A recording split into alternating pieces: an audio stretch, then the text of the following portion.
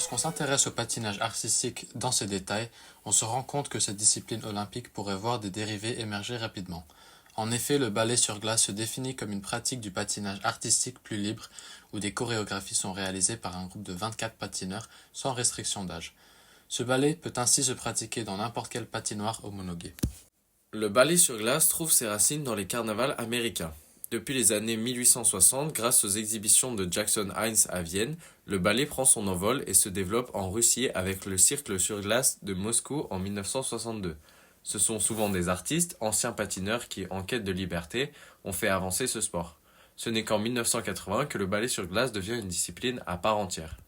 Les bases du patinage artistique, saut, pirouette, glissade et trajectoire fluide, sont au cœur de cette discipline.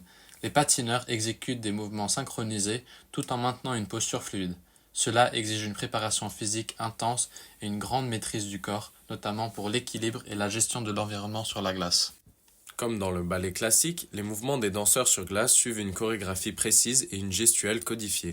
Les bras, les jambes et l'expression faciale jouent un rôle crucial dans l'interprétation de l'œuvre.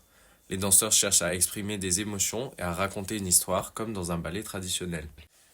Côté matériel, celui-ci se situe entre le patinage et le ballet traditionnel.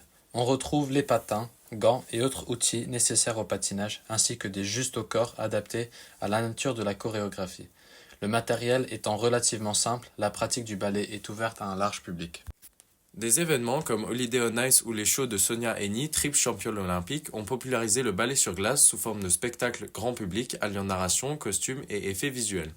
Des œuvres comme Icare, Le Chevalier à la Rose ou Le Sacre du Printemps de John Currie, champion olympique en 1976, ont marqué l'histoire du ballet sur glace.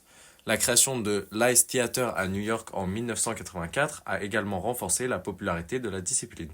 Lors des compétitions importantes comme la Pomme d'Or, qui récompense le meilleur ballet de l'année, ou la Nation Cup à Boston, la rigueur du règlement est appliquée. Les juges attribuent des notes pour le patinage et la chorégraphie, chaque critère étant noté sur 10. Le score final résulte de l'addition des notes de tous les juges.